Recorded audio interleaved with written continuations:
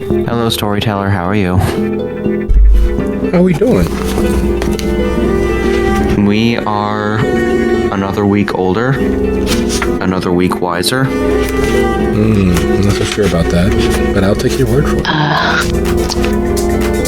I mean, sinus headache, and just being generally angry at the world the last couple of days. That I get. I'm sorry. I have, not so much for me, but I have 2 uterus-owning children. Unfortunately, I know that pain. I'm sorry. I only have one in teens, but the other might as well be. She's 4 going on 27.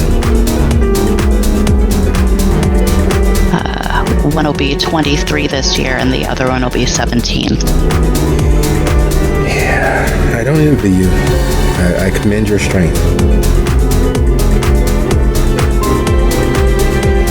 She does fail to mention that she's angry about the Supreme Court link, but at the same time, the odds of either one of those children getting pregnant is near astronomical. I don't know. It's a thing.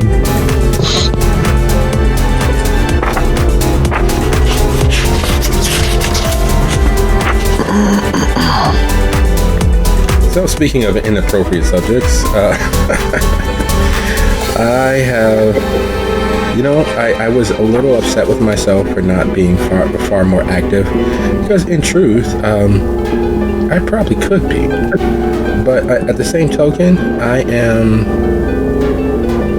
a little more at peace because I don't have to deal with quite so many fucknuts and what have you. Yeah, I think those days off, despite having a migraine, were probably really good for you. Yeah, that's, I don't wish that on anybody, normally. But having dealt with it at that level, like I said, 6 days on a persistent one is the longest I've ever gone. So I was honestly significantly actually worried day 4. Like, this is gonna be bad. This is super, super bad. I can see where that might be troubling. Especially being as I cut out most of my bad behaviors that led to it. The consistent, purposeful wakefulness instead of just the bouts of insomnia. The ungodly amounts of partying. The ungodly amounts of stress. I've mitigated most of those things. So the ungodly amount of watching vomited word soup that means nothing on the screen. Oh, yeah.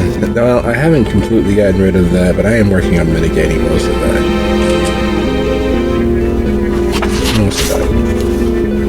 So, questions. Because I was running late because of my day. Suggestions, hypotheses, corners we need to round off. I think I'm gonna need a recap of what happened last time, but suggestion-wise, where am I? Okay. Suggestion-wise, I was thinking maybe we can focus on cleaning up some of the plot threads that we have before we start introducing new ones. That way we can have, like, a more succinct ending to each season before the world decides to throw more shit at the fan, so to speak. Basically, I'm thinking if we can, like, start focusing on just one issue at a time, resolving that, and just having that be, like, the main focus of the story arc, so to speak. Because I feel like sometimes we are focusing on something, but then 3 more plot threads interrupt it. I get where you're coming from, but that's how life works. I was about to say, yeah. For the most part, if it's of any assistance, they are all interrelated. How you all approach them, unfortunately, can be a little chaotic. Some things happen sooner than others, but just as an example, just so you guys are aware, I keep a running tally in regards to time of things. So there are things happening in the background that you guys don't address, and things that are happening in a program that you sometimes don't quite get a chance to address, but that's only because of where you all choose to place your energy, if that makes sense. But I will... Hey, how we doing? But I will work towards making the interrelations a little clearer, if that helps. Sure. That works. I just had to undo a half hour worth of work.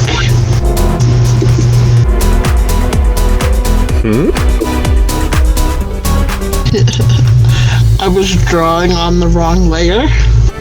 Oh. So I just had to undo a half hour worth of work. Ouch.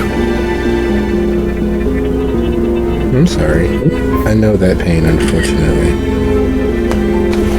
I was halfway through a piece and I went back and said, hey, let me go ahead and see what it looks like without the layer being rasterized. Oh, fuck. I wasn't working on the right layer.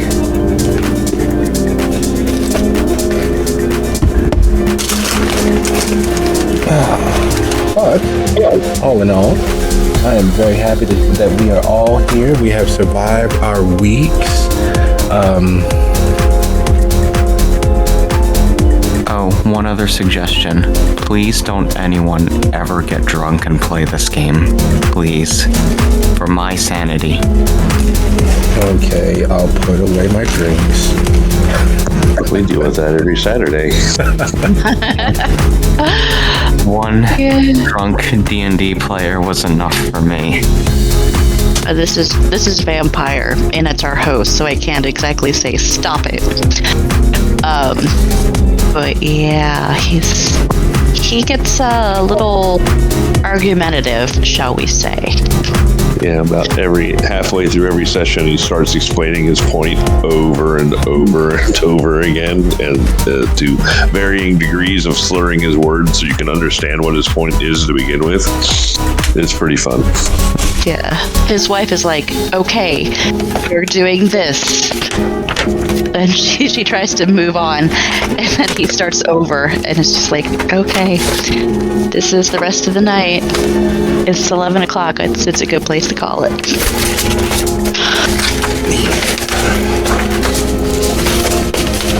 I have enough horror stories from both sides of that table that I will not, I plead the fifth. My high school buddies and little brother and a few other friends, we had been gaming through as many systems as we were able to over the years, and somewhere near the end of my first year in college, we started doing it with drinks. And initially, it was one of those things, like a few drinks and loosens the inhibitions and gets people more talkative, and you get more role play. And somewhere along the way, the idea of getting anything done just disappears.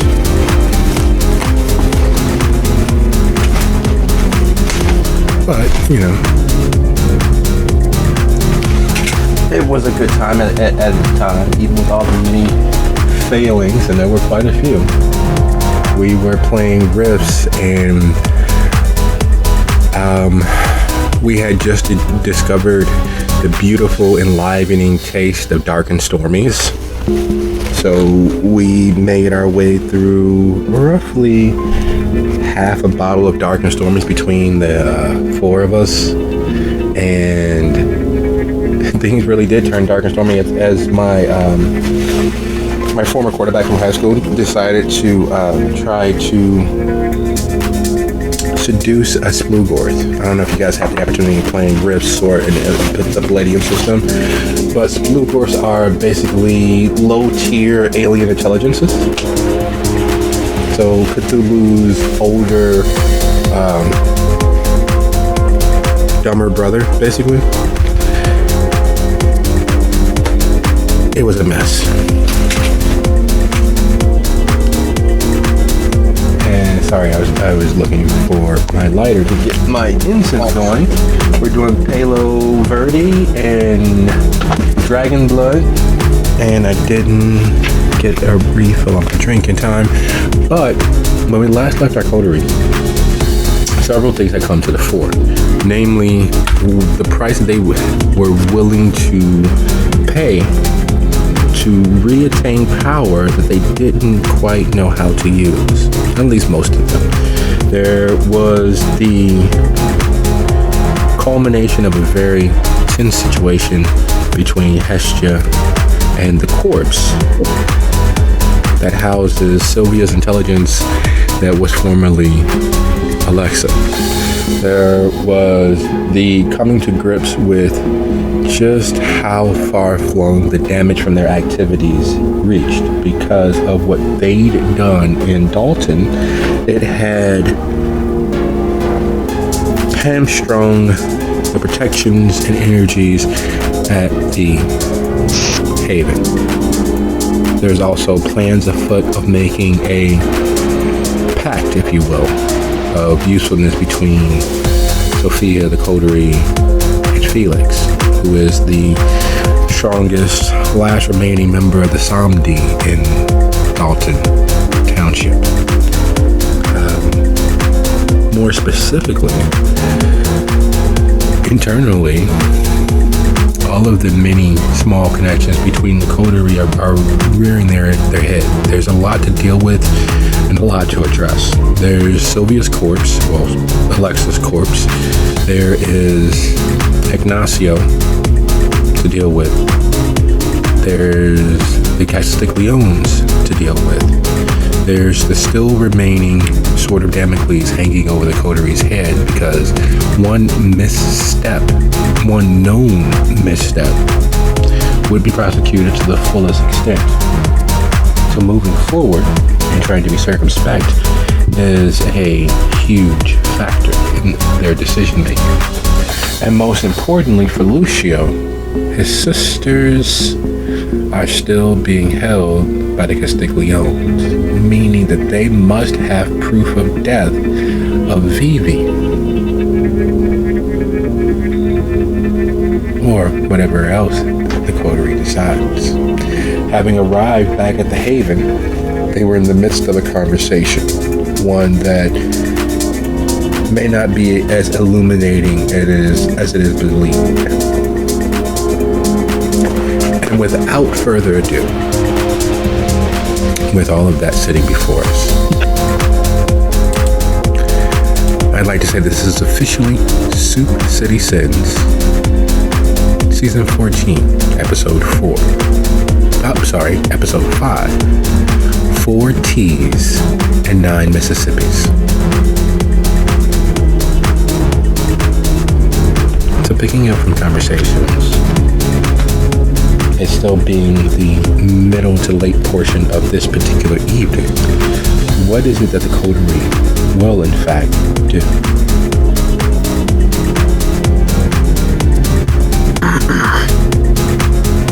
Just to make sure I understand the scene, we are all back at the Haven, correct?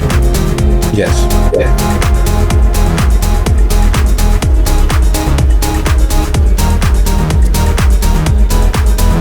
And if I remember correctly, last time we had put the phone that his name was Julian, right? The Thin Blood leader.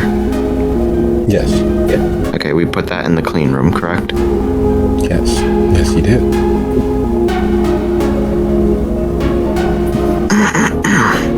With a battery removed from the thing.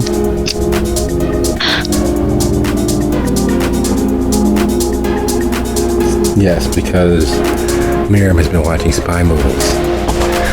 Yes. All All of my occult knowledge comes from movies.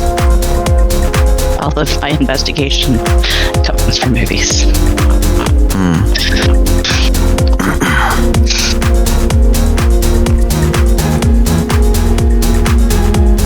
Testing. Okay.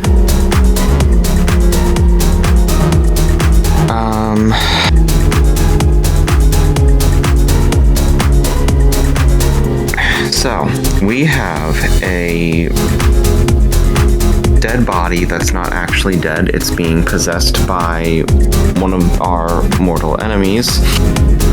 Or should I say immortal enemies. And we're debating letting it live because... That's a good question. Why are you? Because Hestia needs the knowledge that Sylvia holds as to how to create wards that are barriers against ghosts and how to close rifts and things like that Sylvia knew, but Hestia never got a chance to learn.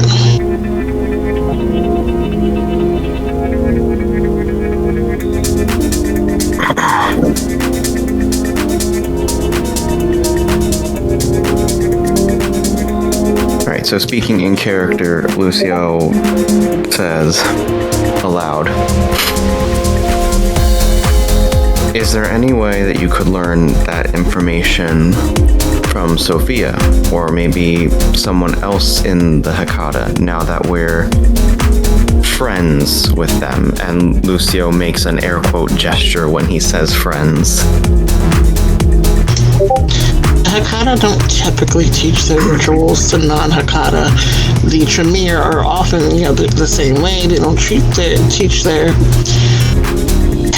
rituals to non-Tremere except for fucking Sylvia. And the thing is, it's cake and pie are both desserts. Agreed.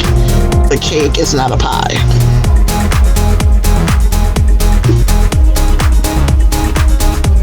They both would probably get the same thing done, but it's not the same sort of flex or power.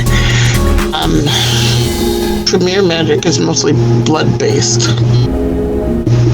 I don't know what Hecata magic is mostly based on. If I had to guess, based on watching,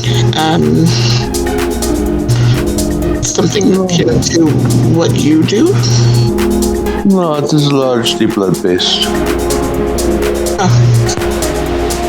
Well, yeah, like I said, I didn't know. So, blood-based, slightly different. I don't know whether my magic ability would translate well to Hecata magic. That's the thing. Unless, Sophia, you could tell me otherwise. I mean, if I don't have to keep Sylvia alive, then I don't care. I need to know what she knows, unless I can be taught another way. The only other way I would be able to know what Sylvia knows is that I have to find somebody that was at her level of knowledge and go steady under them for several nights straight until I learned their rituals. We don't have that kind of time for me to go anywhere else and learn.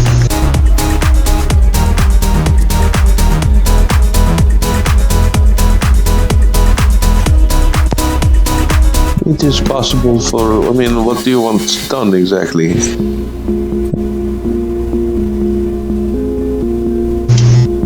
Apparently Sylvia could create anchors by anchoring a soul into a body and using that body to create a ward or a jail for other spirits.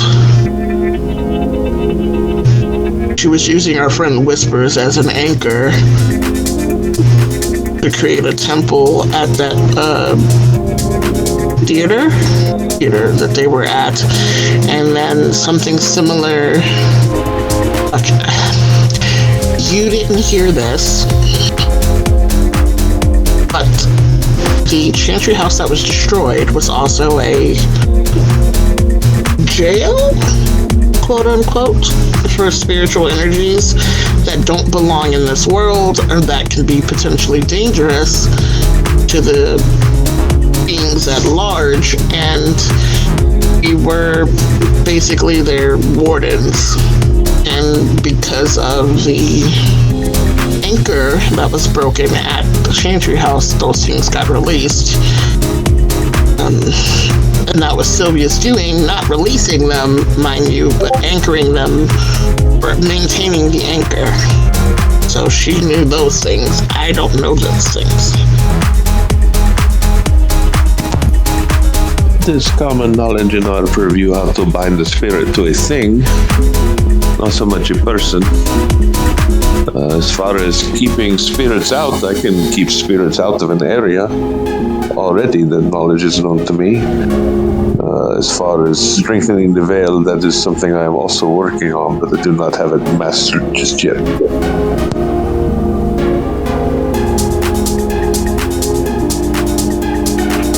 The thing is, remember that day at Faye and Stella's apartment? The day everyone got possessed? Yes.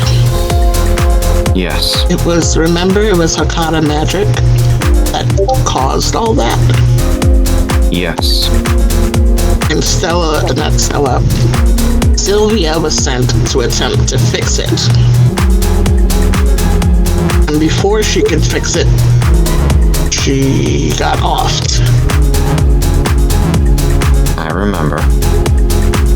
That's what I'm saying. Her knowledge is what I need. If we can find an alternative route for me to get that knowledge, and I don't care what we do with Sylvia. So, in an ideal scenario, you'd wake up Sylvia. She'd be willing somehow to teach you.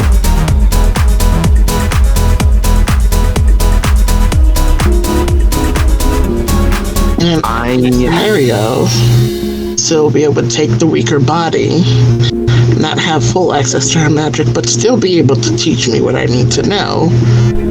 And we could use Alexa's body for something else. That's ideal. Will that happen? Probably fucking not. That's what I was about to say. It's an ideal scenario, but is it realistic? Because first of all, how do we even go about transplanting a soul into another body? Second, how do we convince this soul to actually help you, considering the history you have? And three, how in the world do we prevent this monster from turning on us all and tricking us all again? Because as long as Sylvia's alive, I don't see any way that I can guarantee anyone's safety here. What about a hostage as something she values? But what does she value? As far as I've That's over. the point. She doesn't want to go back. So if she can't inhabit a body, then she is sent back to the void. She doesn't want that. That's the thing we hold hostage. For freedom. There is a thing that is anchored to here. We just need to find out what that is. We have the thing that is anchored her to this world, then she is not so much beholden to us, but it is in her best interest to make sure that no harm befalls that item. And how do we find that? We could ask directly.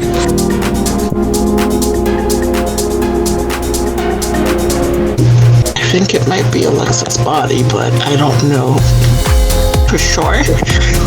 Did she have a strong connection with Alexa before she died? Doubtful. Besides the fact that they're both high level injured, I doubt it. I don't know. This would be something she had a connection to before she died. The thing I could think of would be something in her haven or something that one of the Thin Bloods might know. Hence why they might know she's back. Do I still have her bag? You do. As soon as Sophia says that, I see it like lights up, holds her finger up, and like goes racing off to get the bag.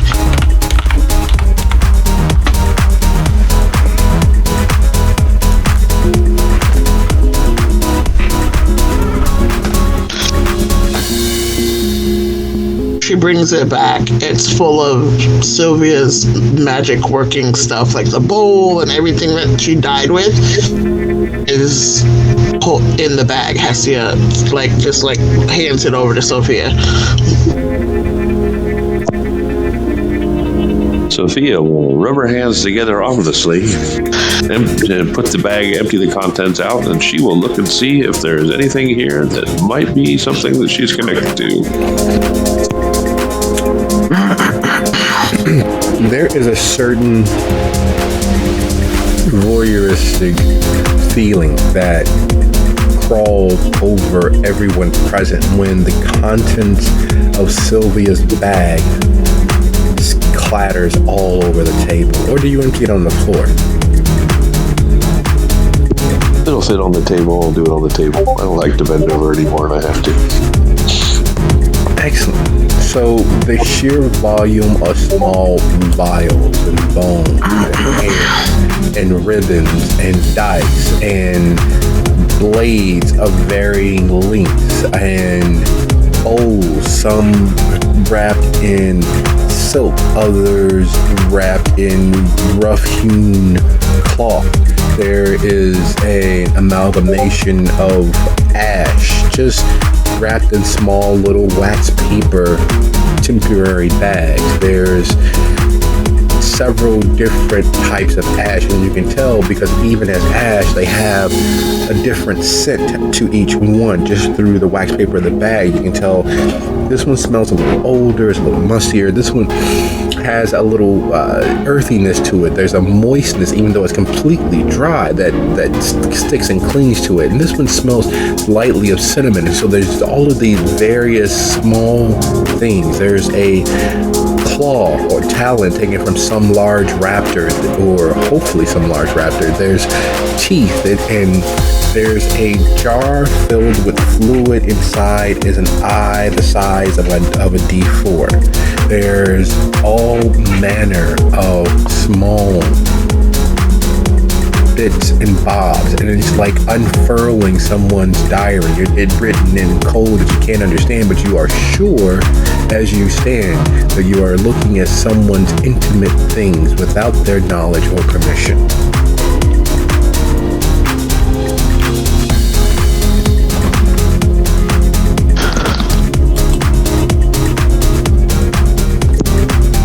Well, what an eclectic pile of things.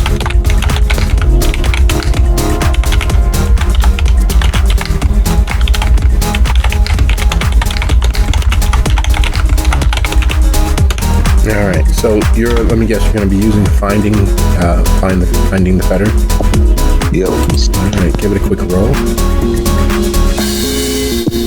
What is the roll for that? I don't have it open. I can open it though.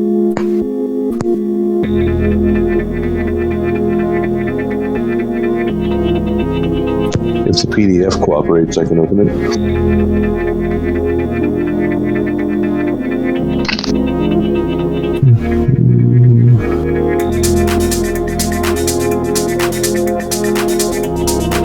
I'm not sure there is a roll. Oh, Wits and Oblivion. There we go.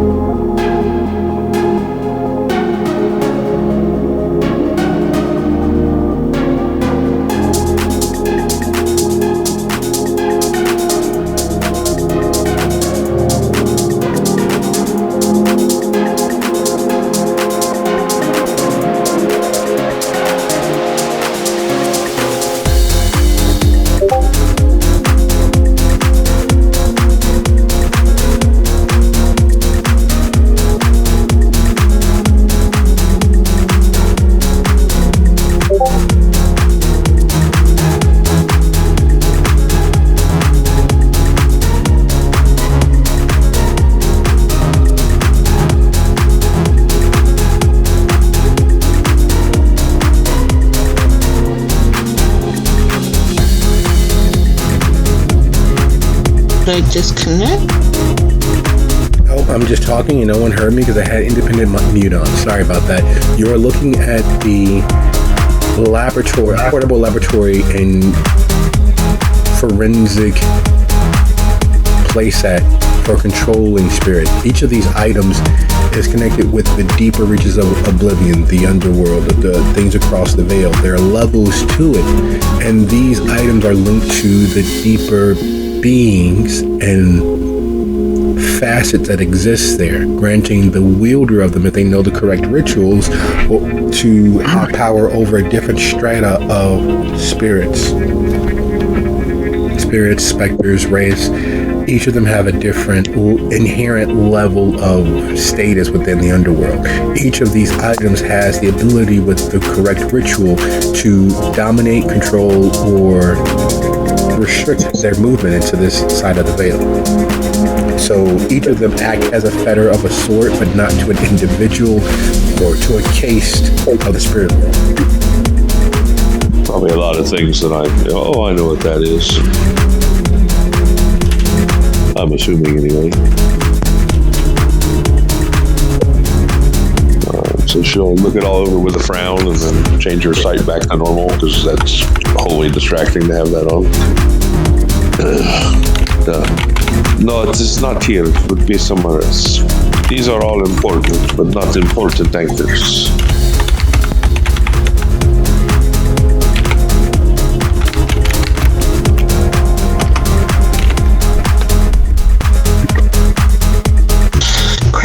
Well, she had that on her when she went into the underworld or whatever, but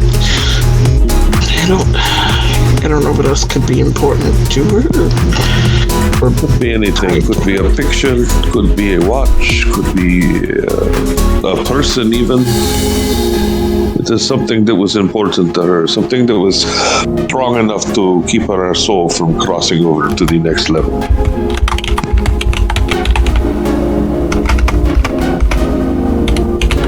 Okay, so strange question. Would you be able to look at Alexa's body or look at Alexa and like kind of follow the string back to the item? Or does it absolutely, you have to have the item first? We'll have to find the item. It is very difficult to find. It is very difficult to go backwards from the spirit to find the thing. It's just much easier to go from the thing to find the spirit.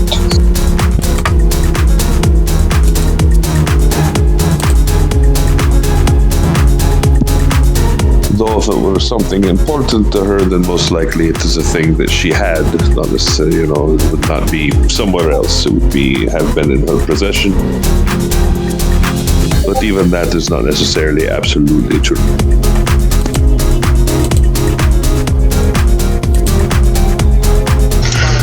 Could the anchors have acted as a fetter? And multiple fetters? I know that's weird, because I don't know how up on movies you guys are, but I'm kind of getting Horcrux situation like Voldemort. Not exactly, no, but I understand the connection you are making, and it is similar. It is a thing that drove them. They have certain emotions connected to it that has kept them lingering in these Shadowlands. Would Hestia have an idea of what that might be for Sylvia, or something that Sylvia had on her, like when they were meeting up and stuff, that she can kind of pinpoint as, maybe that would be it, or is everything she knows about in that bag? Everything that she would know of Sylvia having would be in that bag. There is several investigations that could be done, but as the often touted aphorism of tick-tock, tick-tock, time is very, very important when it comes to this. There's only so long a kindred can remain torpid before they go into torpor that will last nearly its full length, unless, of course, roused by the Tay of significantly higher standing. There's also only so long before the body desiccates to the point where it is no longer viable for reanimation or resurrection, because that's essentially what you are attempting, to put a soul back into a body.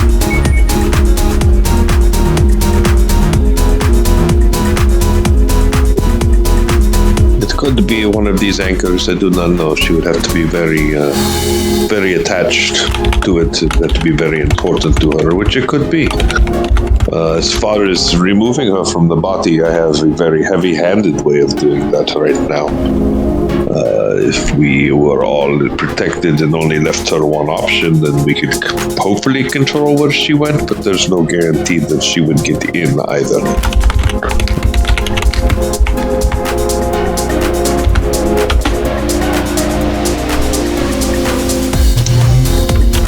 Could we use the energy of the Nexus to bolster that?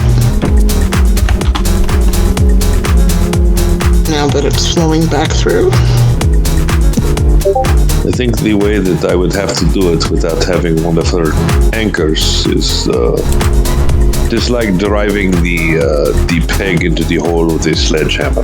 It is very much force, and I think doing it here would actually make that worse. But I can definitely drive her out of Alexa. The question is will she survive it, and will she land where we want her to? Is there any way to help that along?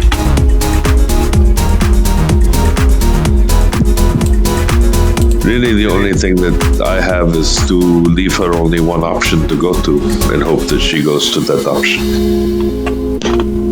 I cannot guarantee that the energies here are not so strong they will not just cast her into the Tempest either. Personally, I'm fine with either option.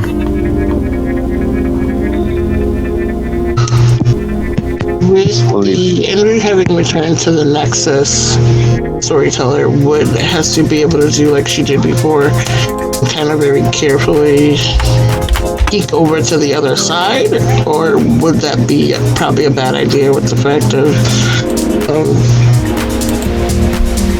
the whole potentially getting trapped thing? It's easier getting in than getting out. There's a reason why the shroud is as heavy as it is.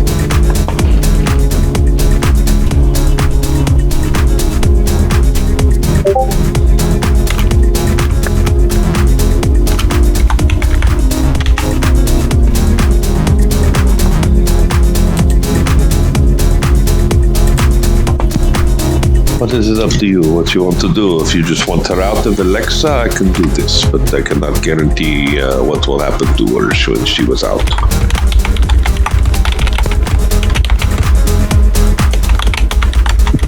If we find an anchor, I can drive her out gently.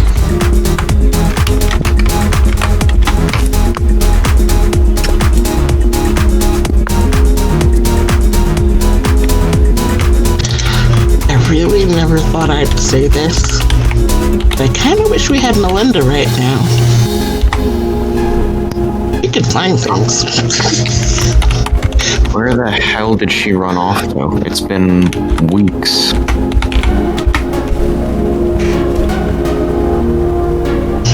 I just figured she was dead. I don't know. I guess we are going to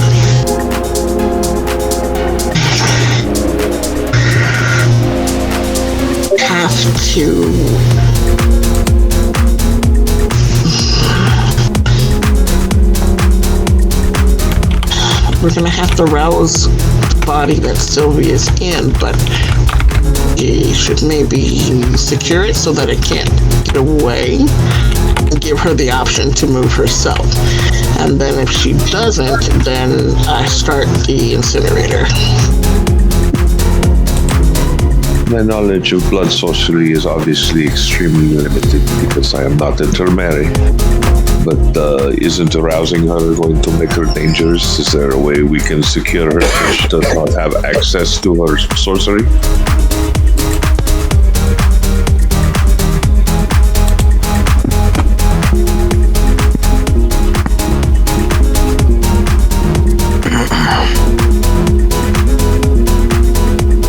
That's the thing, like, It's either all or nothing. We either wake her so we can speak with her, or we just say fuck it and throw her in the oven. Let's try again. My theory is that the best thing to do would be to drive her spirit into immortal. If we drive her into immortal, then she will not be able to call on Vitae. Will the dead body work, or does it have to be a living one? I think it will be easier for her to inhabit a dead one, but it probably does not specifically have to be a dead one. That's what I was trying to get her to do before you guys came in. Take that. Yes, because she would definitely be able to do that while staked. It's not necessarily a thing that she knows how to do. She might not know, she may know how to get into a body in a moment of desperation, but getting out of a body is a totally different thing. Alright, I guess the only thing we can do is ward ourselves and then shunt her out. I can create items so that she can't take any one of us, but and leaving that only body. But then I have a strange feeling that she would maybe go for somebody upstairs. There's another option that we almost forgot about that she might try to possess as well. Ignacio. He's locked in a box right now, and we were gonna possibly kill him anyway, so that wouldn't be a smart body to pick. He doesn't know that.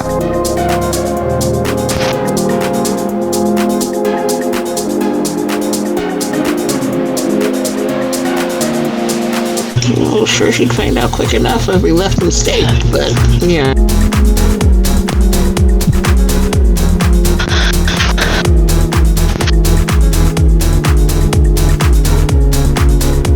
If you want me to force her out, these are the things I will need. I will need a long steel chain, some powder's bones, and a metal basin, and a room big enough to wrap this chain around. How long does the chain have to be? Needs to be long enough to cover the entire surface, or go around the surface, so whatever the square footage is, there's lots of math involved. Wait, so you just have to encircle the perimeter, or do you have to cover the whole floor with it? The chain needs to circle it, it will create a circle. Okay. As an aside, the circle will last for a year, as long as the chain is not disturbed. Okay. Just a random thought. You mentioned Ignacio. How long has he been staked? And how old is he, relatively speaking? Should we be concerned? He is just a baby. I don't know how long he's been staked for, but he's no more than a year dead.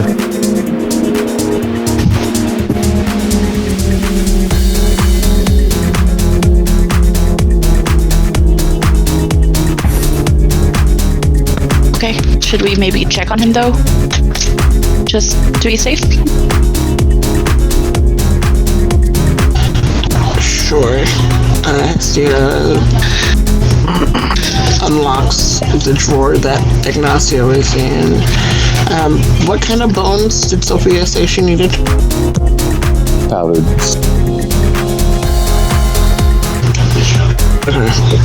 Don't necessarily have to be human, just powdered bones.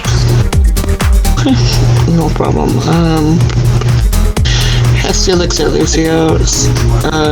There is probably chain somewhere else in the building. Remember how not all of the building is redone? It was kind of a construction zone. There's probably heavy chain there. I will work on the powdered bones, and what else did we need? Oh, metal basin. That's easy. I'll get the chain. Blood. I will require a lot of blood. This will use very much of my vitae. Lucio, do you have your stash here or no? I have some kept here. I can get more if necessary. Or I can call Sephoa to send us a few vessels over. I am feeling a bit peckish myself. The chain, it must be steel. We cannot emphasize this enough. It must be made of steel. Steel alloy, stainless steel. Does it have to be Steel must be made of steel.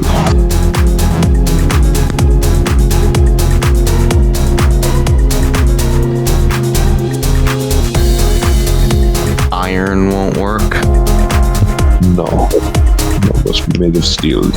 It's symbolic, must be steel. Well, let's hope that it's a steel chain that I bring back. It would probably be very bad if it is not. How do you know the difference? I would have no way of knowing the difference. It is not my forte, but if I do a ritual and it is not steel, we will know right away. Okay, would Silvio know the difference between steel and not steel? I mean, it is not a thing that needs to be done tonight. We could have Silvio acquire the chain during the day if one is to be found. We could do it tomorrow. Don't think anything is going to change from today till tomorrow, but you never know. See, the thing is, I'm kind of worried that that whole ploy by Julia to have Lucio contact him about Sylvia means he is going to try to find her again and take the body she is in like they did last time. And we don't have as many people to help fight him off this time. He doesn't have as many people to send at us. Well, it is up to you which you prefer. I am always find bad outcomes sometimes have interesting results. So we could gamble the chain that you have downstairs is made of steel and is okay, or I could turn this place into the smoking equivalent of a giant crater in the Shadowlands, which would be extremely bad for all of us. 50-50, right? Fuck it, I'll get the chain. I'll see if there's anything on there indicating if it's steel. Yes. And call Sephoa while you're at it. Yep, on it. So it's a lot of things that you guys are off to do. Well, specifically Lucio. And while that will take a small bit of time, at the end of the day, and nighttime is the only time that the kindred exists, it is always the end of the day.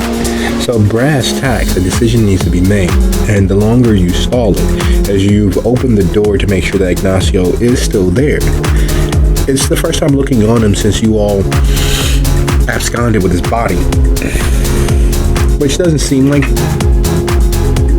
it was recent, but it was only 2 nights ago. And looking at the body from 2 nights ago, there's already mass loss. You can already see the cheekbones. The soft tissues have already begun to dry up and dehydrate, to desiccate it around the frame. This corpse is nowhere near as vibrant as the corpse you all made it back to the Haven with.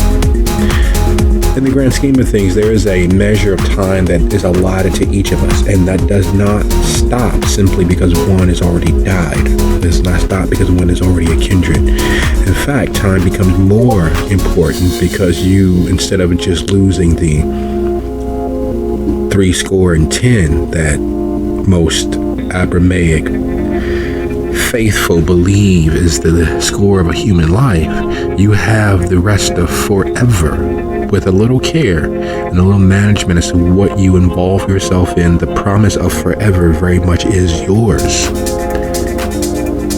So time becomes all the more pressing. Because ending it doesn't just end 70 years, it ends forever. All time disappearing like grains of sand through an hourglass. While these are the days of mortal lives, these are the nights of yours. One night blends into the next. There is a blink and you'll miss it time where the day actually exists. But for you all, it's not a matter of any real merit, usually. And yet here, looking at the corpse, there is clearly the reminder that time is not on your side. It is not your ally. It is not beaten or defeated by you.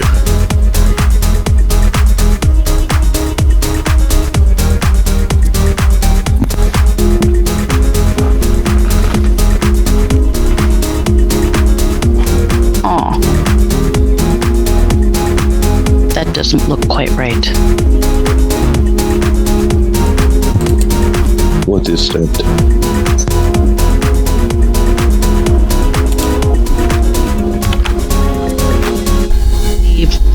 The rate of decay, I suppose?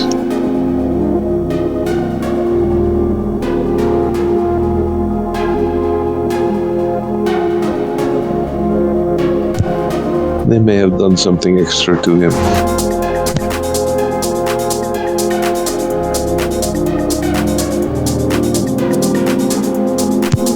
For all I know, his spirit is not even in there. That might be why they gave him over so easy. They've moved him somewhere else. It's not an easy task, but... Aside from waking him up, is there any way to tell? Not directly. I may be able to call on some assistance from a servant, but I doubt they will be able to know, or they might be able to find out, but not immediately. Probably pulling the stick out is the best thing to do. I don't think he is old enough to be much of a threat to any of us.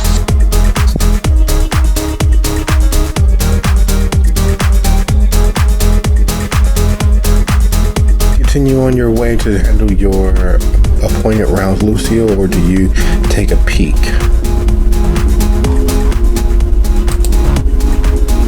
Are you asking if I'm taking a peek at the corpse? Yes. No, Lucio's going to be focusing on the... Lucio at this point walked away to make the call and get that chain. He's not in the room. Excellent. And Hestia is busy as well, correct? Hestia just stepped away, it looks like. Okay. Well, that being the case, as Miriam is actually investigating the body and remarking on it, states, would you be so kind, Miriam, as to roll your intelligence plus occult for me, please?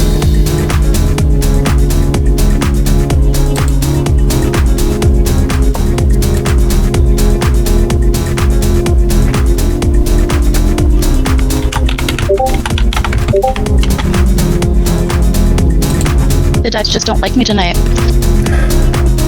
No, they do not. It is perhaps utilizing one of the other backup die or be in your favor.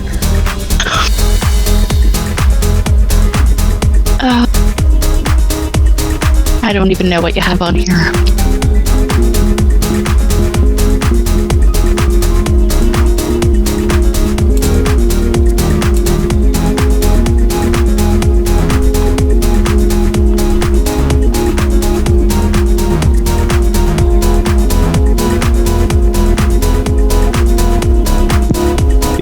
Problem? Hard to say.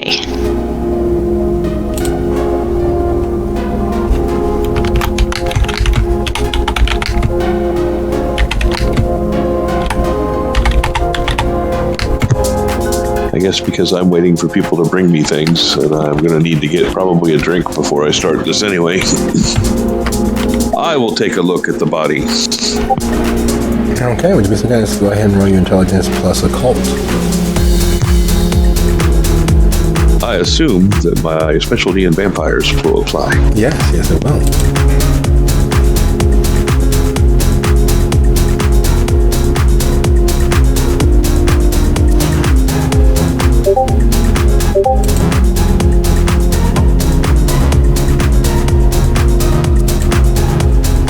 You know that for a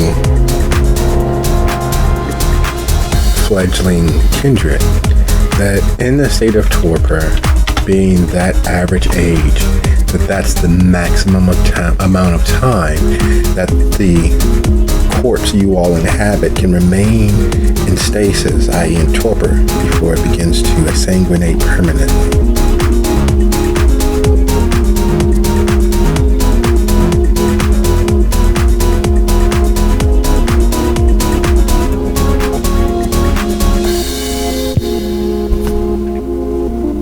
He may have been in this condition for quite some time.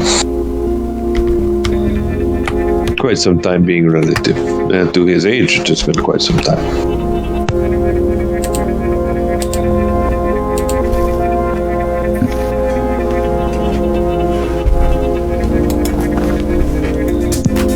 It may be prudent to pull this stick and cross our fingers.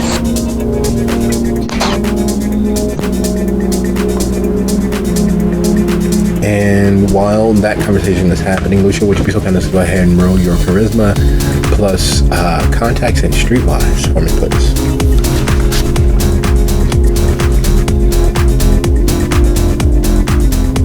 Charisma, contacts, and streetwise. Correct.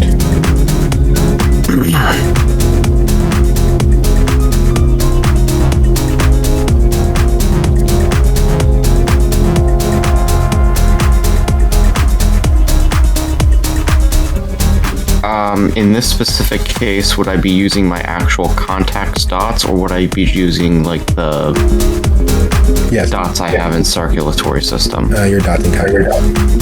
Okay.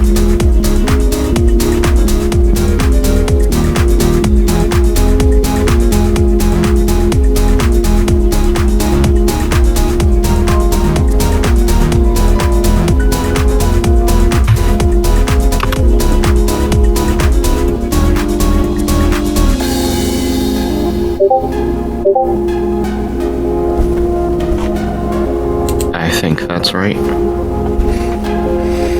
Well, now, even with the increased difficulty due to lack of repayment over time, you are able to, through one branch of the phone tree and dead drop and friend of a friend carrying the message to get a message to Sequoia, you are able to secure enough vitae to stake and slake your hunger.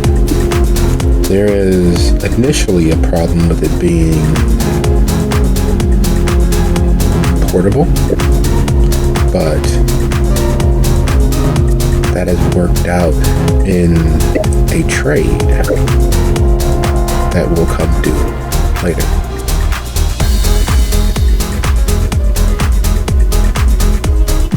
Dun dun dun.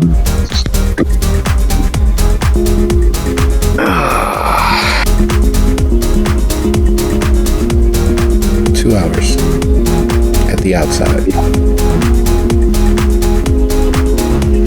which means the clock is literally ticking as calls are made, arrangements are prepared, and couriers are arranged.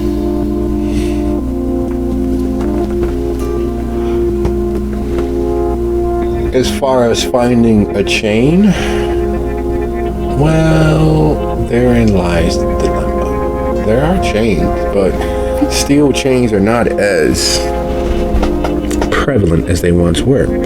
They are an investment in terms of finances, and the shelter, even as well appointed as it is in regards to not needing state or city assistance, such expenditures aren't done lightly.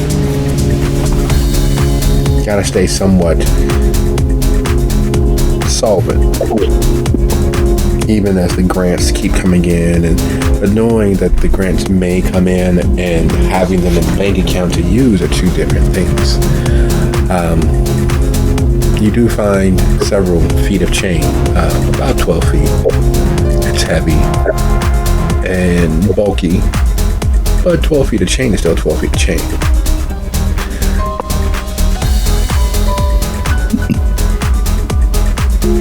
And in the scouring of the Haven, in the scouring of those places that have not been fully remodeled or brought up to code or made livable by any stretch of the word, there's a chill in the air that you miss. Not that you enjoy the chill being dead to the world, but there's a coolness that you had not noticed was absent until realizing that it is now back and now everywhere. It's in the halls and in the stairwells and in the destroyed and left destroyed elevator shafts. It is clinging to the skin. It's literally swimming at your depth. You are back home in the solid safety of the Haven. And it's a strange thing to miss, but it is 100% undeniable that you did.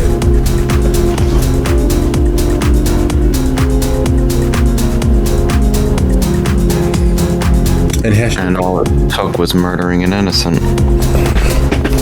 Yep. Hesher, you were off to do something. What were you heading off to do?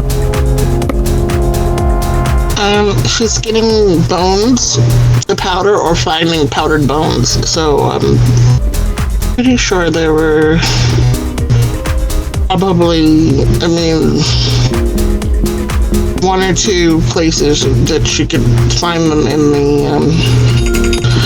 the Haven, especially with there being a morgue. Yes. Okay, if you, I'm sorry guys, it is 37 after the hour, but I have a phone call. Can we take a quick 10 here? Come back at 47 after? No worries. Sounds good.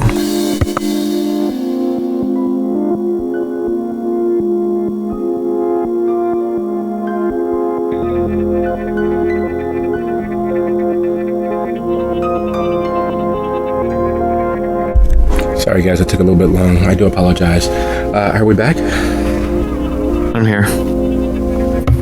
I'm here. Present. Welcome. Glad we're back.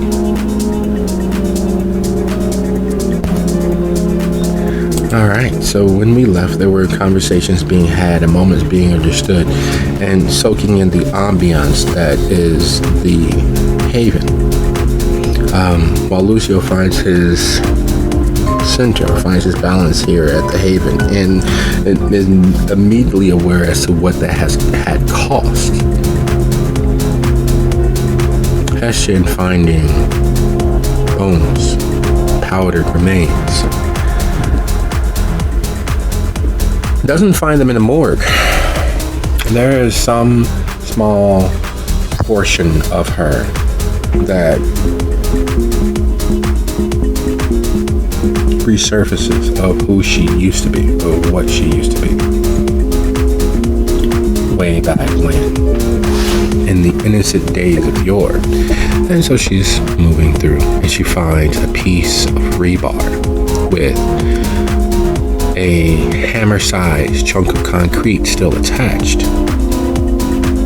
Doesn't really mean much or spark any interest, but she does find bits of fragmentary bone ground into it. And being as she doesn't know whom or what that bone may be connected with, it doesn't have any of the connections of any of the corpses that, or bits of corpse that may be in the morgue, because down to brass tacks, each of those bodies that have come through the morgue were each victims of the coterie. There would be an instinctive connection to the coterie as a monolith. Several members individually, but you all as a whole. because you all have covered for each other's crimes against mankind on multiple occasions. You all have been the repository of the end of quite a few individuals.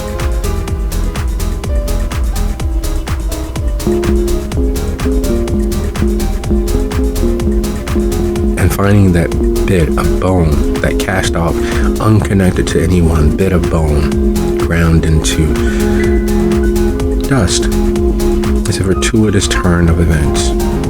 There's no connection to the coterie. There's no potential side effect that may rear its ugly head. And Ashley collects it.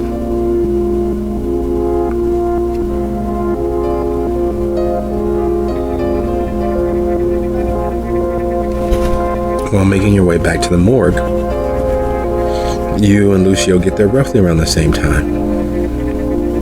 Is there any conversation that you guys are having on the way back in?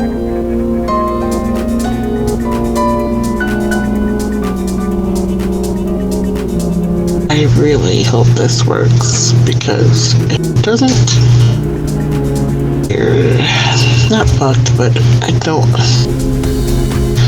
Thing is, I know I mentioned to you before that Crucible, in holding a place for me, took a hit as far as his popularity at the Chantry went, and in a way I haven't really been paying that back.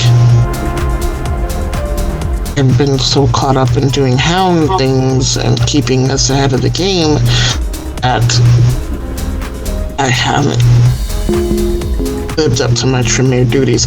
Technically, I'm a regent. The level that Crucible held before he was on the council is mine now. I'm regent of this area.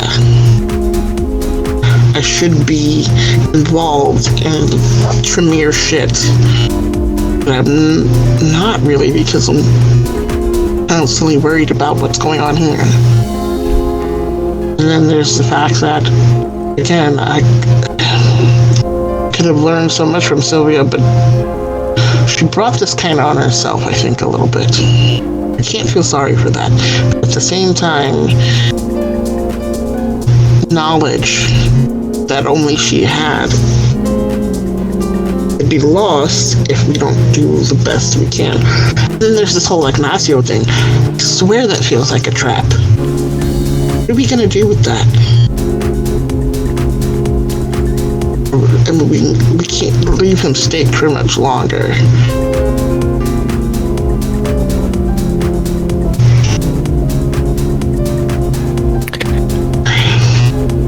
One game at a time. For your sake, I hope this works for you. We'll handle Arsenio in a bit, but we've got to get you situated and we've got to save my sisters.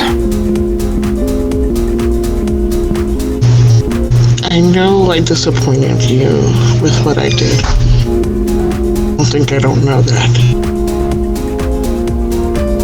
But somebody had to do it. I'm already the bad guy now, so I'm accepting my place as the bad guy.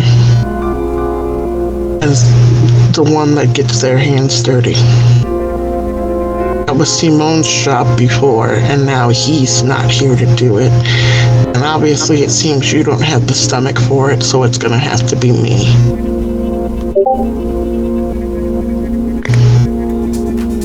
Did it Sorry, have to be done? Sad. Yes, it did. Why? Weren't we better off with the Haven not being the center of attention? Isn't the whole reason that half our problems came about because everyone wanted this place because of its power? Sylvia, that Kata. Just because the power wasn't flowing here doesn't mean that it would have ended our troubles, because it's like a dam. Would have filled and filled and filled, and then anything back the way the power was coming would have been destroyed. Being bigger and more holes in the void than that one. There is a natural order to things. It needs to flow through the conduits, otherwise it's gonna back up and explode. Or break the dams and cause all manner of havoc.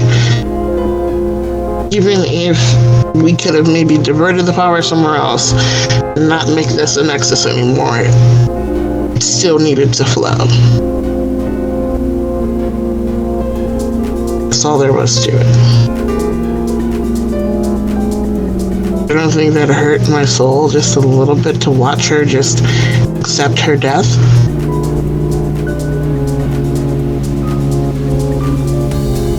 To know that there's one less life in the world now because of something I did.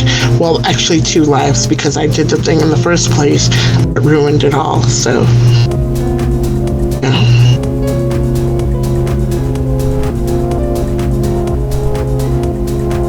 I guess in the scope of things, compared to some other kindred, I'm probably a serial killer light, but that doesn't make it any better, does it? Be comparing myself to somebody less monstrous, more monstrous.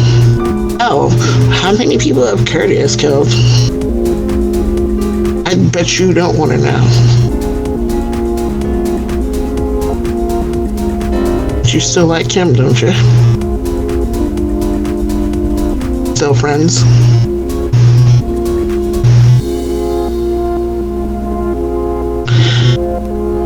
My internet decided now was the time to cut out.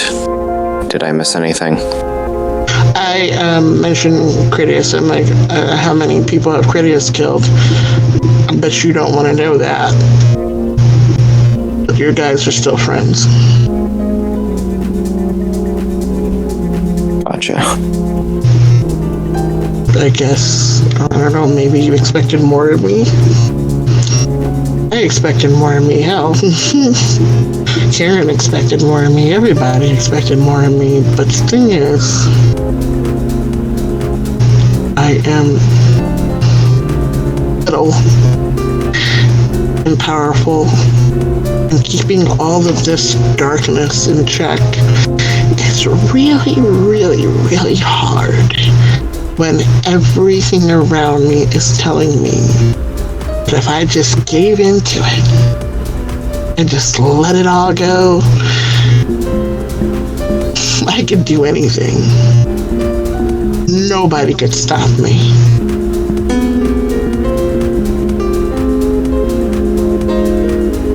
I don't know. That's pretty seductive. Yet, worst I've done is kill 2 people. Then she just kind of, if he still talks to her or says anything to her, she'll still be able to hear it, but she kind of just Picks up her pace a little bit.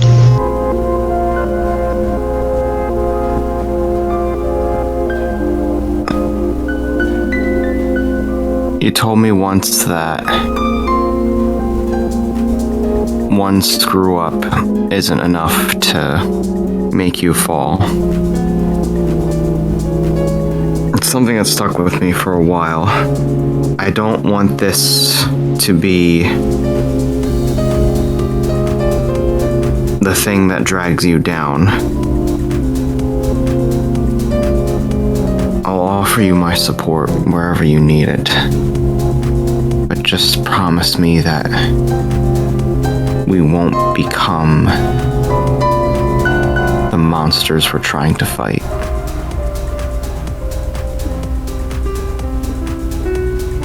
I don't want to be a monster.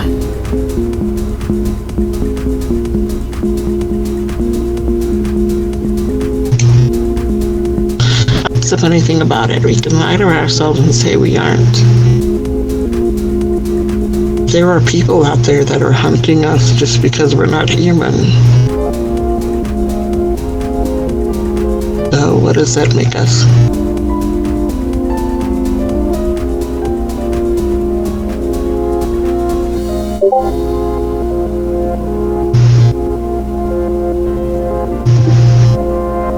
Not human.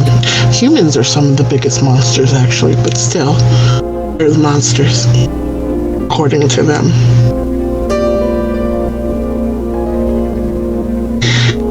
I can't miss you, but I won't slip again. I promise you I'll do my absolute best, as long as I know you have my back, and you said that you do, so I will do my best.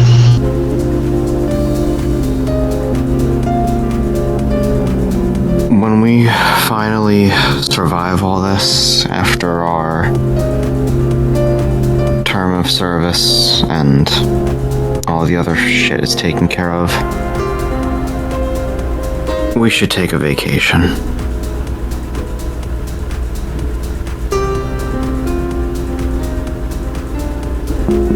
We need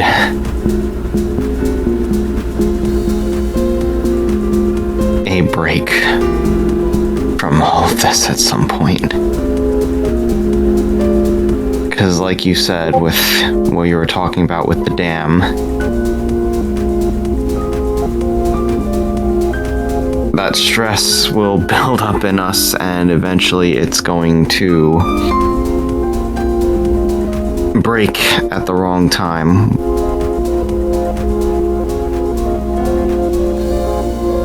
Plus, I feel at some point we owe it to ourselves.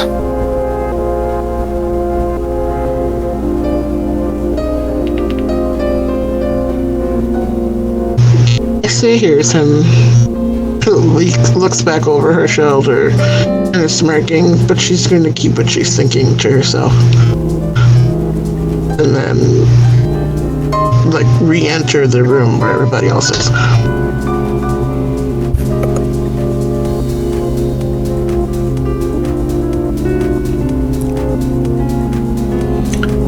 Miriam and Sophia are looking at Ignacio's corpse.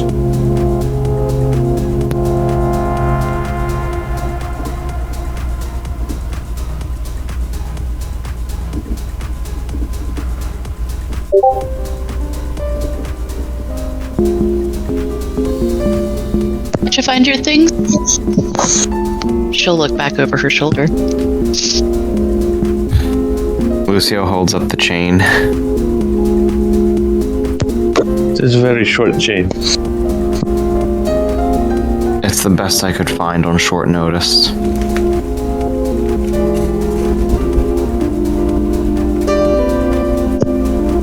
Is there like a maker's mark stamped on it anywhere, or like what it's made of? No, it's good old-fashioned industrial model. So it could be any number of things. The hope, of course, is that it is steel. Typically, steel has replaced a lot of things that iron was used for just because it's so much stronger. So, there's a good chance that it's steel. Bet you have to be a good science, this shit. We'll make very small circle.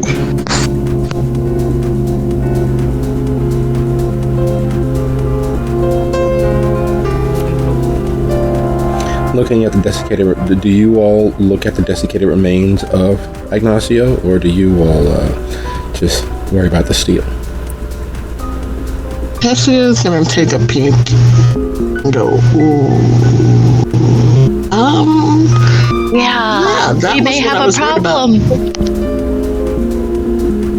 Yes, may need to pull out stick, but probably not best to do both at one time. Can we still feed him blood while he's staked?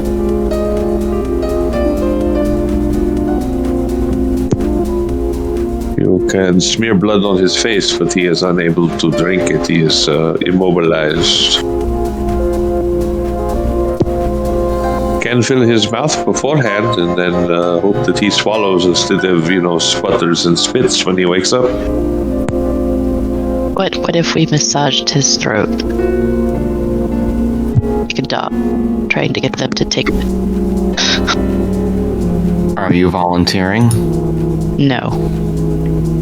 He is a corpse. You were volunteering. He is a corpse. He has no muscle to massage.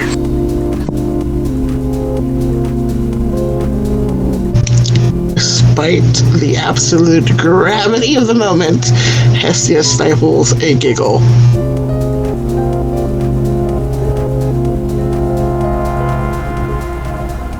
All right. So, first things first. I contacted Safoa. She's sending over some stock for us now, so we can replenish ourselves, and if there's leftover, we can give some to Ignacio. Since they're coming, we might want to lock him back in the box so they don't see him when they get here. Fair Good enough. call. So I'm not pulling stick out then. Not until we get some blood to fix them.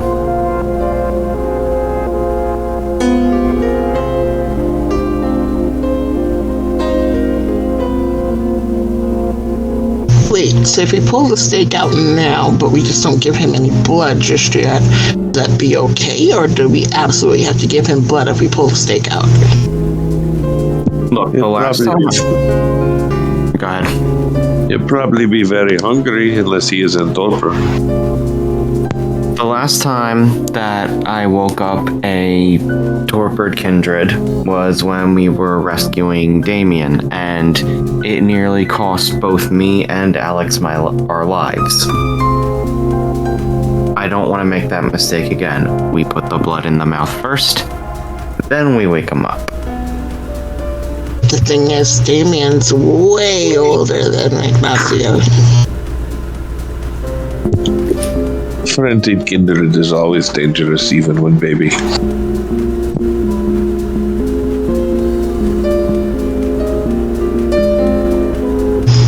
Fair enough, okay, let's go.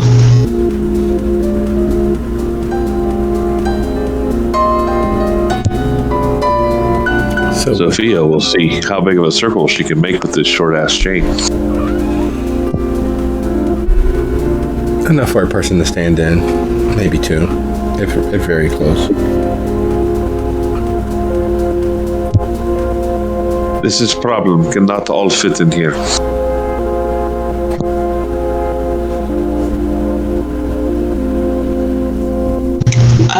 So you need the chain for us to stand in.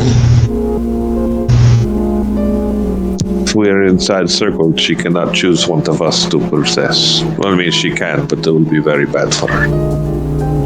I already have a ward on my coat thanks to Hestia, so I don't think I'd need to be in the circle. Would the rest of you be able to fit in there?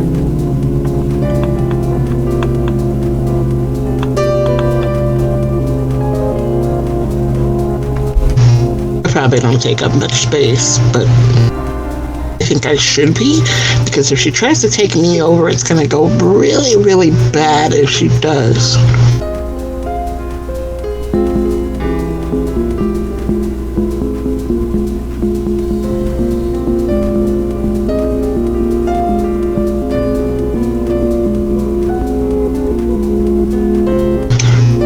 So, hear me out. If Miriam and Sophia get in the circle, and Miriam puts me on her hip,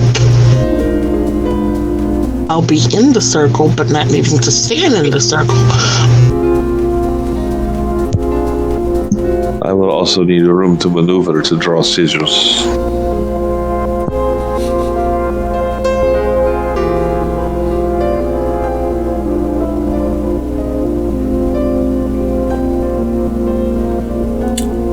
Well now, dilemmas and decisions. This may need to wait till tomorrow. Have to get bigger chains.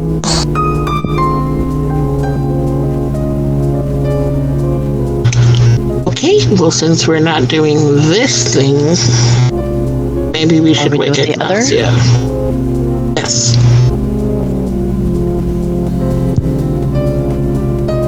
Sophia will snap her fingers and say, Silvio, and point at the stick.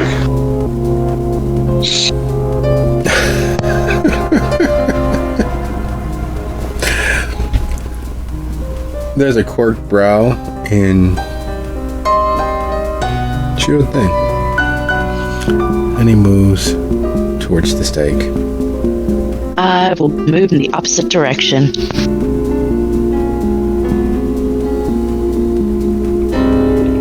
Plants his feet because he wants to pull it out clean, not leave any slivers. And he yanks. Thank you, dear.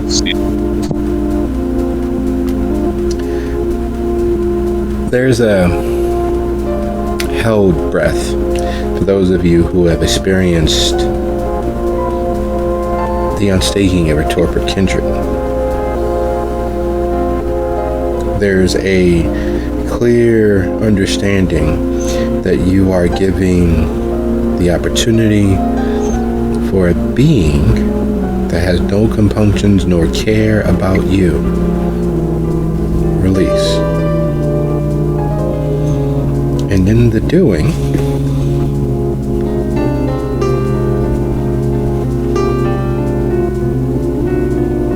there is bound to be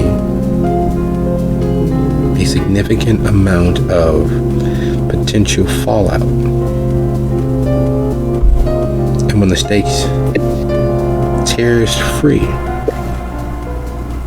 there's a small ripping of fabric because it was clear that it was barbed for some strange reason.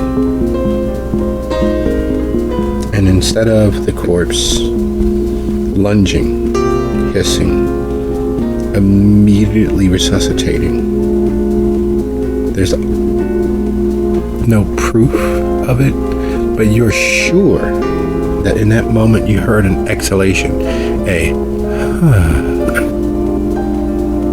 but nothing from the corpse, no movement.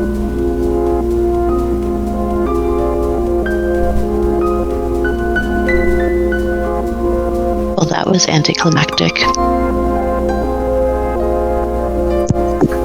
Is have answer and not spend an hour talking about it. Wait, so the exhalation, can we pinpoint where that came from, or did it come from that general area? No, it didn't actually come from anywhere. It's just, it's a remembered thing that you're not sure actually happened.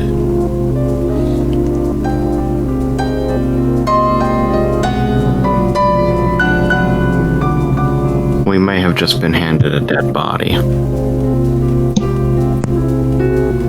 You hope. Because the alternative, well, is alternative.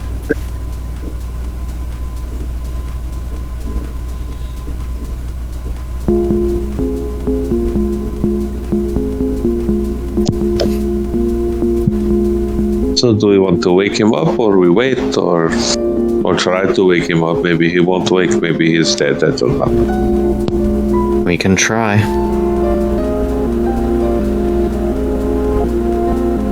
There's a saying in certain households and certain portions of the population, a dwindling portion at this point, being as most of them are several decades into their midlife and beyond, but it goes much along the lines of nothing beats a failure but a try. That means that people fail. You try something, you fail, you try again, you fail better. But at the end, the one constant is that failure exists, and failure will do what failure does. But the only way to defeat it is by exerting that effort. The only way to beat a failure is to try. And the idea of trying at this point brings all sorts of doubts, all sorts of what ifs. When you receive the body, it was laid in state, it was prepared, it was a body. Looking at it now, there is no way to view it as anything more than a corpse. Something happened in the few days that you've had it in your presence, in your possession. Something took place right beneath your nose. That's the fear, that's the paranoia speaking. You know that it is, but there is no other way to look at it. You received it in one state, you have it now in another. And removing the state does not give it the semblance of that ravenous beast-like life. Lucia remembers how even a kindred as strong as Damien responded to being untorpid after such grievous injuries had forced him into it. The moment the stake was removed, there was a semblance of life and the need for absorbing more life into itself. Because at that point it was a Damien, it was the mindless apparition of the beast. And there's no mind behind that corpse. There's no soul or facsimile of it present.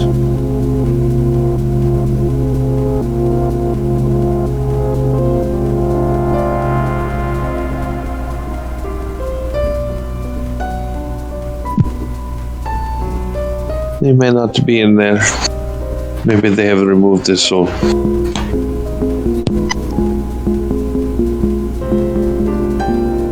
I have a feeling that's the case. But why would they do that? Protect them. Last year, dear, you wouldn't happen to have, this odd thing, a stone from a holy site, a church wall, or perhaps something of the like.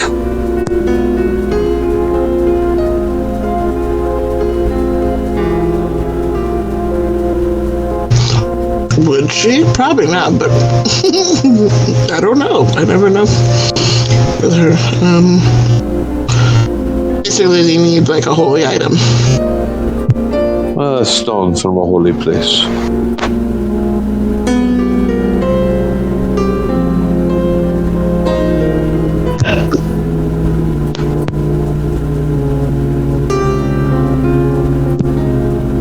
It's an easy thing to acquire. It could be done during the day for tomorrow, but if I had such a stone, I can find, if he is not in there, I can find out if his spirit still exists and where it is.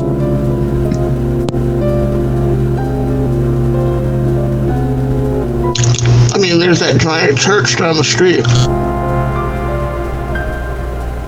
And they might look poorly on us going and chipping a stone out of their wall in the middle of the night.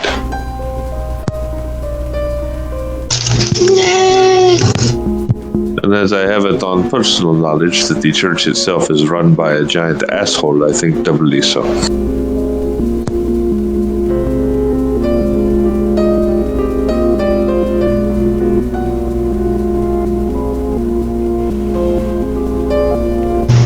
Okay, well, I don't like the suspense, so Hessie is going to take a cup and some of her vitae in the cup, willing it to the surface and about halfway filling the cup. Excellent. Would you be so kind as to go ahead and increase your hunger by 1?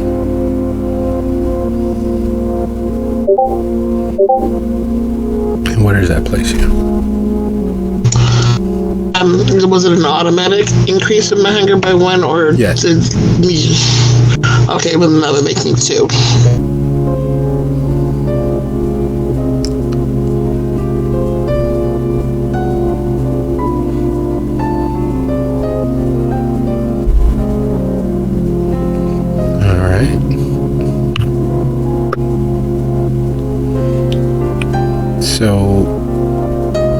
giving of yourself again and pouring your vitae into the cup.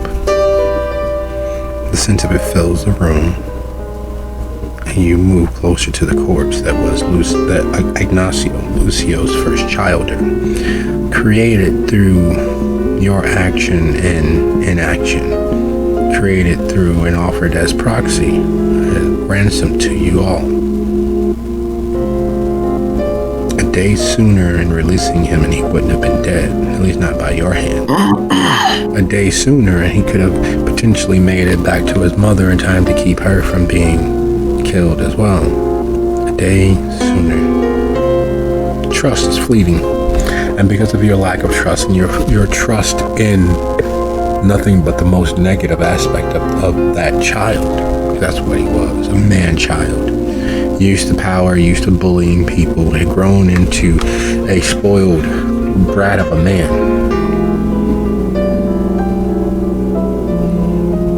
A different one way or another would have changed the fate that he's been privy to. He wouldn't have been Lucio's first childer. He wouldn't be in whatever state he is in now. And most pressingly, there wouldn't be one more human life on your marker.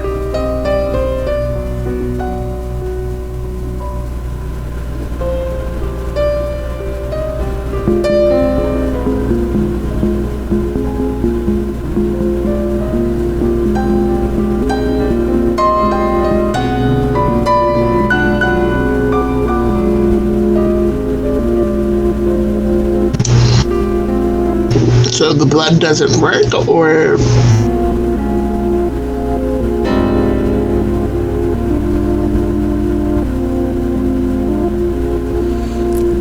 Absolutely, positively not.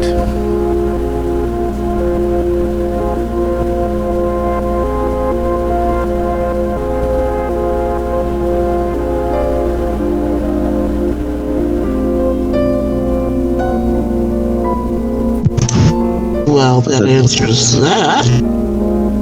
That bodes poorly, yes.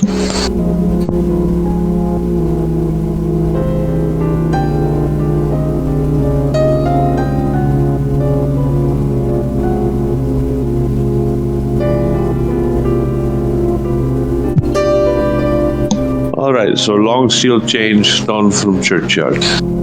Anything else we need while we're going shopping for crazy things?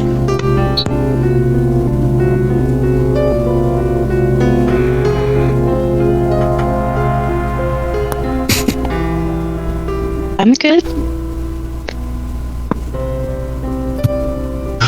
Sylvia's soul anchor? I don't know. I mean, if you wish to keep her, I can learn the ritual to remove her more gently and put her wherever we wish, but it will take time. And there's always a cost.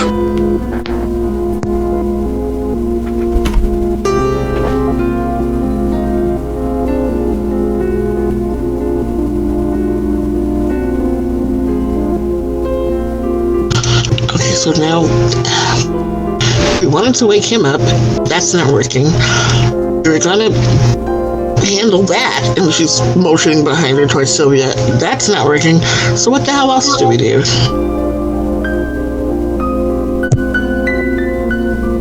Dance off?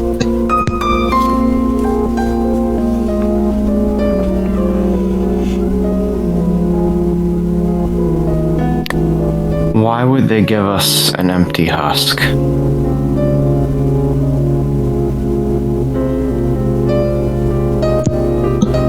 Because they promised us Ignacio and they have delivered, even though they have not delivered. But what did they get in return? Perhaps another warning ghost to do their bidding.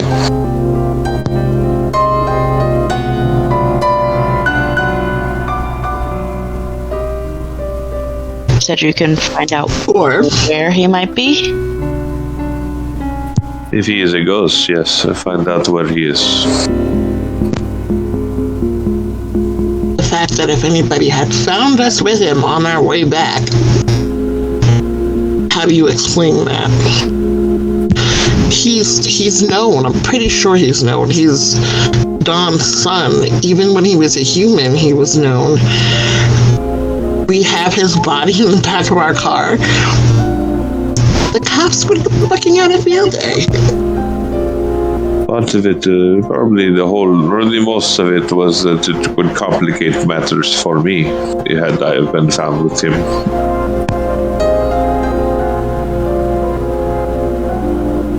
Well, the gamble doesn't appear to have paid off. There's no guarantee of that either. And all she did was lose her son. Or maybe he just lost this body.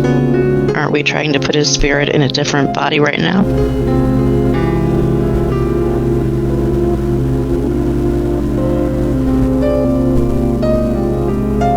You have to understand that in many ways he became lost to us when you embraced him in the Sombra.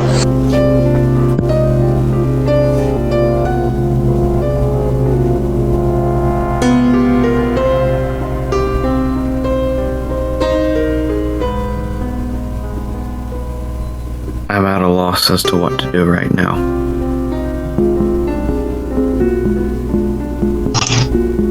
And there's no guarantee that you didn't have Hugo send an anonymous tip to the cops to come looking for his body here.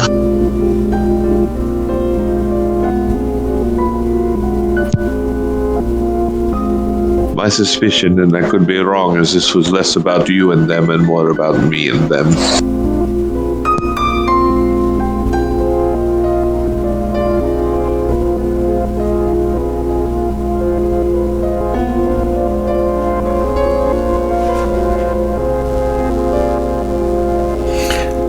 Either way, it wouldn't look good, so I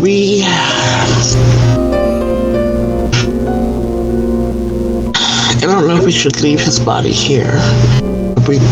There's nowhere else really safe to take it. He may be in there. Perhaps your blood just was not enough to wake him. We don't know yet. I assume your blood has some potency to it. I know you are of some age.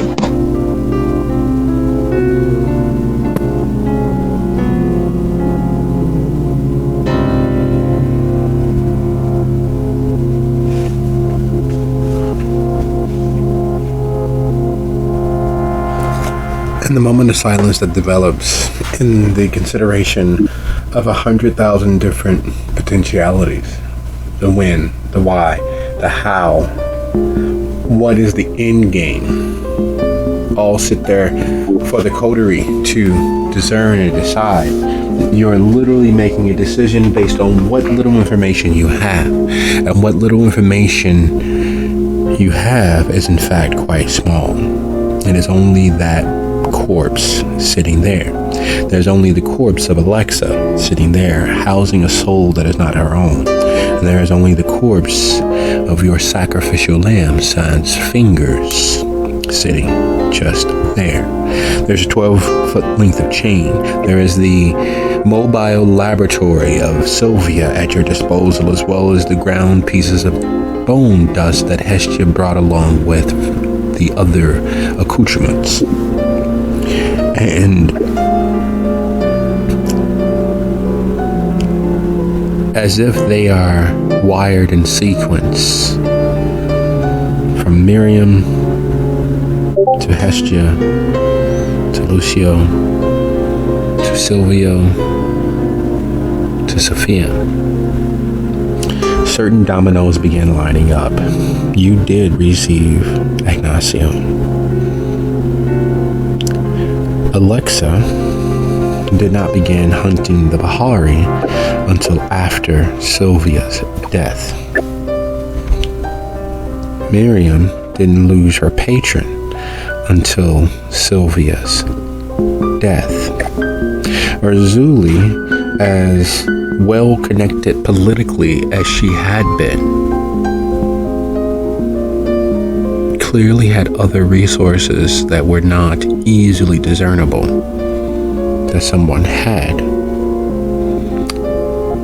The death of Sylvia and Mama Walden furthered the decline of the Bahari in Chicago and started the less than secret, less than cold war that is currently waging.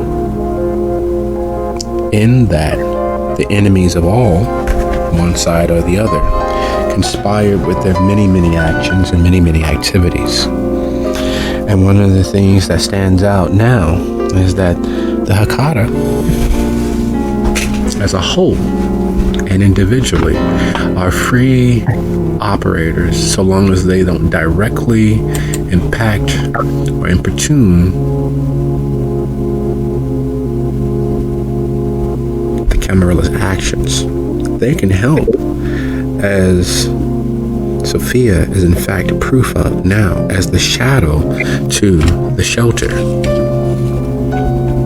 They can assist, they can operate as a free agent and a hireling, as the saying goes, but they cannot directly of their own volition.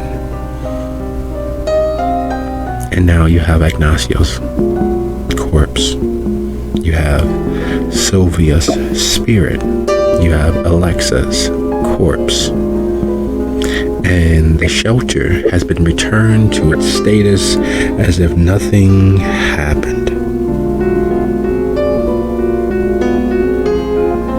There's paranoia, there's conspiracies, and only in the rarest of occasions are they perfectly in line. And right now, based on everything that you all have managed to put together in a few moments, a few trips down memory lane, a few leaps of illogic, the truth is really quite simple. From the very beginning, you were told by Don Castiglione what was necessary to complete the exchange of ownership. You were told that he would not directly do anything or harm you all specifically, and he has not. Yet the pressures have built, lines have been crossed, and you see that even without understanding the full width and breadth as to what the Haven is, how very much you all have put on the line to protect it, how much you all have begun to covet it.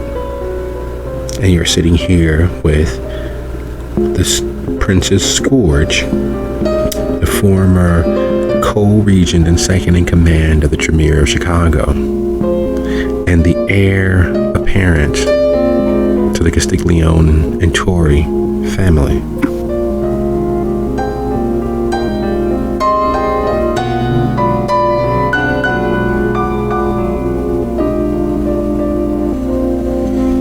And not to drive home that point more succinctly, as the Romans often said, Hannibal is without, the barbarians are at the gate. And in your case, the Coteries' case, the barbarians are the Dustborn, who had militarized and radicalized themselves into an actual army, all under the tutelage of the co-regent and second in command of the Tremere of Chicago.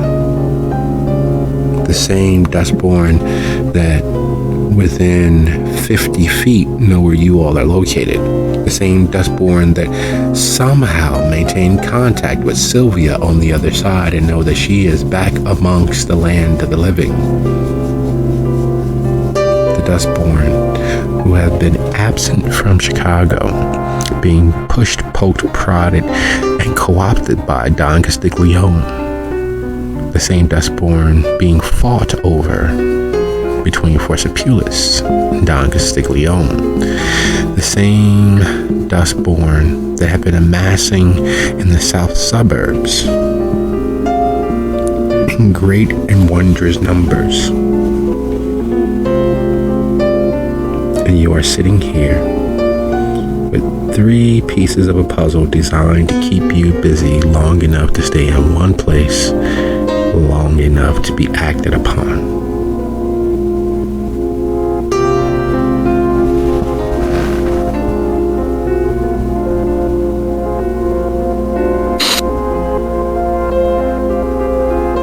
Out of character, so what you're saying is this is basically just a distraction.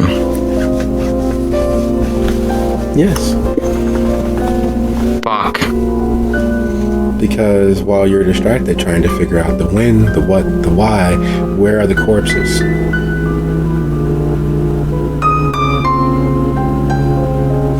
As you all remembered from your now distant coterie mate, certain Tremere, certain mages, not necessarily just Tremere, have the ability to track things and persons nearly anywhere. Sophia just mentioned that she could track a soul and know where it resides. Just now.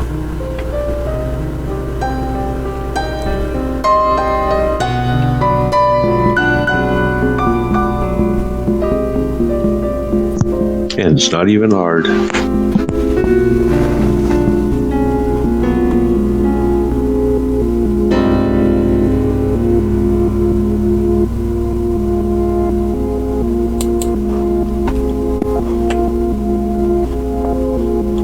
So I take it that all hit each of us and we all kind of figured that out at the same time, that this has been a distraction.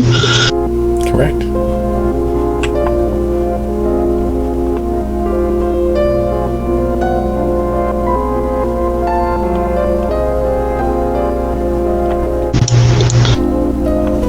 If that is the case, then Hestia gets very red-faced and angry. And looks at both of the bodies. Fine, since that's the way you want to fucking play it, and marches towards the incinerator and turns it on.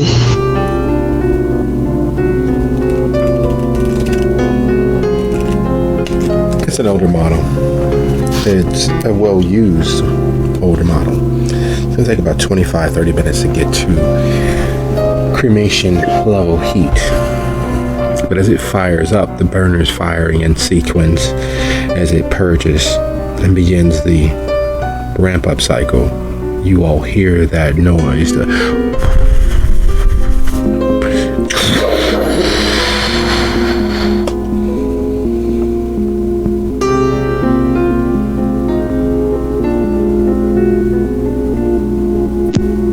I guess we can take Chain off the shopping list then. Well, don't we need at least one of these bodies for the swap with Vivi? You can always make a new one. I'd rather not. You're squeamish, someone else can do, it's not a problem.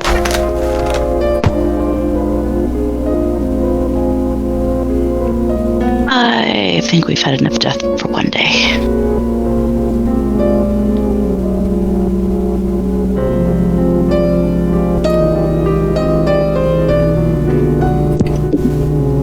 You would think that, but eventually you'll have to accept it, that is what we are. We are death. Hestia points to the body that used to belong to the girl that they sacrificed. That one will work.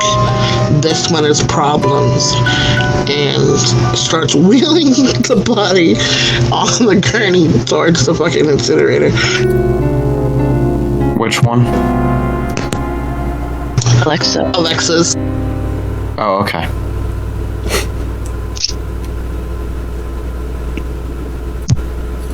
It's best to pull spirit out then.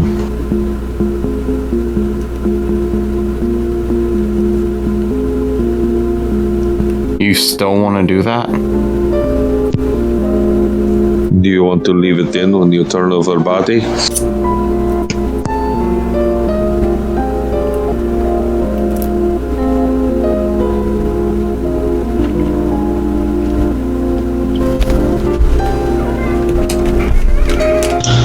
No, I'm destroying it. And if her ass is still in there, too fucking bad.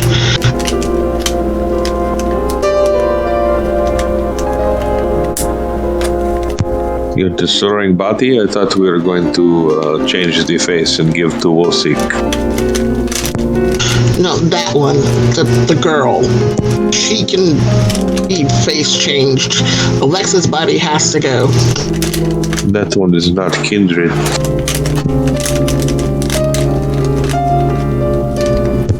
And I think it's probably way too late to fix that.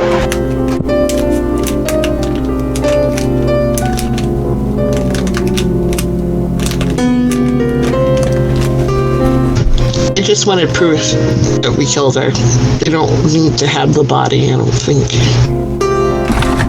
So we can make proof that we killed her.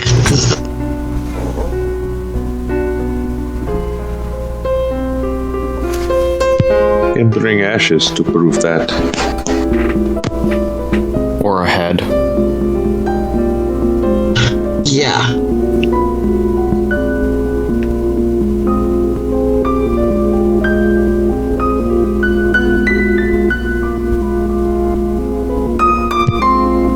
Does not matter to me, all our lives is going to depend on how you sell it.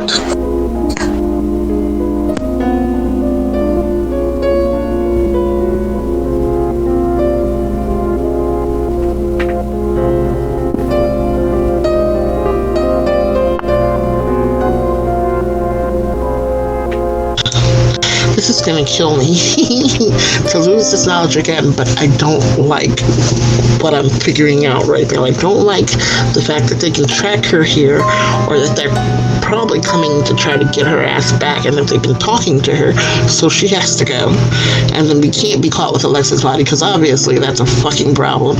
So yeah, no, burn it all. I'm fine with that. We lose her, we lose her. We're just back to where we were last night, or earlier this night. If we get the big chain, I can, this will last for a year and a day. I can use the force thing out of you as well.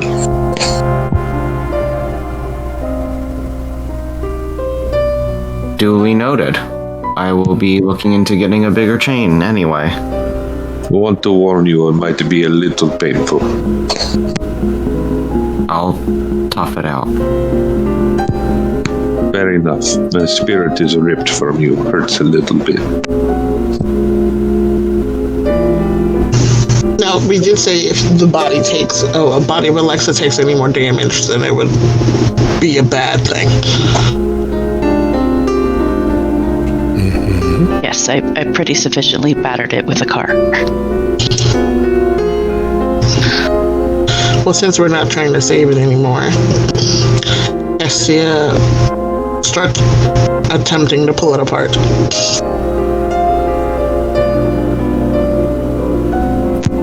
Should harvest Vitae.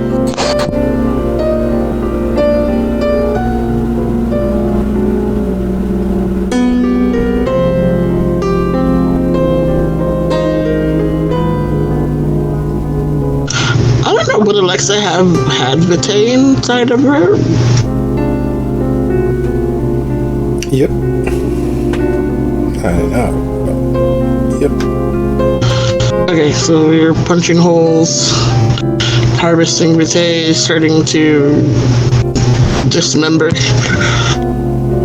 Of course, punching the holes to harvest the Vitae might be enough to end it, so. Someone's been reading the fine print. But you know, Sophia immediately went to waste not, want not, so.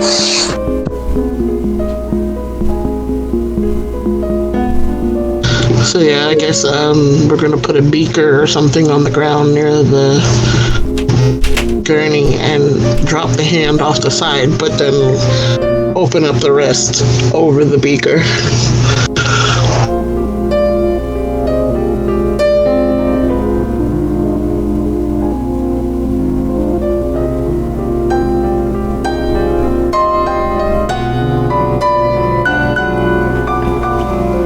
And as you all listen to the squelch and tearing and slow dismemberment as the furnace gets to temp, runs through a couple of purge cycles and starts firing all in line, there is a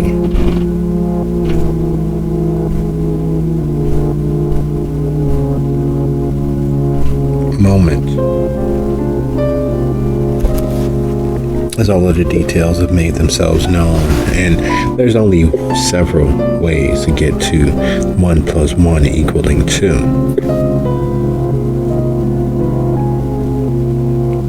And there is a brilliantly torturous mind at work. There is a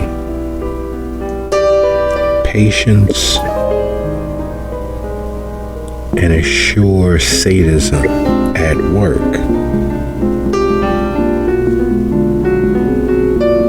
Utilizing as many of your enemies as possible, making it possible for them to have the opportunity to get close enough to cause you all, singly and as a unit, to take steps that cause a darkening of your soul. That take steps to apply as much indirect pressure so that you all feel as if you are in a vice, as if there are hundreds of thousands of things that will immediately cease to be through your inaction. It is the definition of long game. Someone who has been playing that sort of game for far too long, both as a mortal and as a kindred. And as Alexa's corpse begins to desiccate under the ministrations of Hesha, it is clear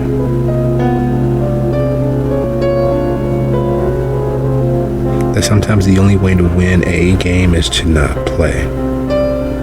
Squelch, slash, rip, tear, and the soundtrack of the furnace in the background reaching temp as the scent and stench of death begins permeating the morgue, not just from Alexa's corpse, but from your sacrifice. And as you all watch this macabre butchery happening, I'd like to thank you all for a lovely session, and I look forward to what horrors you all might bring next week. Good night, everybody. Good night. Right. Night all.